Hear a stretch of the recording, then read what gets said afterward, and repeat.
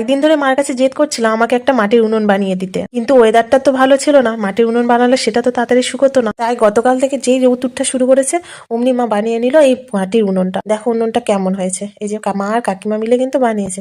আর বাকি যে মাটিগুলো ছিল সেই মাটিগুলোতে আমি বানিয়ে নিলাম প্রদীপ, কারণ আমাদের বাড়িতে মঙ্গলবার আর শনিবার করে মাটির প্রদীপ লাগে। তাই আমি একটু বানিয়ে নিলাম, একটু ছাদ তুলে তুলে করছিলাম, বাবা আর ভাই মিলে ছাদে সেগুলো শুকোতে দিল। ছাদটা দেখো কিরকম নোংরা হয়ে আছে। তো আমি খুব এক্সাইটেড ছিলাম যে তাড়াতাড়ি আমাকে ভিডিও তৈরি করতে হবে, এই কারণে আমি তাড়াতাড়ি ছাদটা পরিষ্কার করে নিলাম। তোমরা দেখো ঠিক পরের সপ্তাহ থেকে আশা করি সোমবার থেকে তোমরা রান্নার ভিডিও পাবে সপ্তাহে 3 দিন।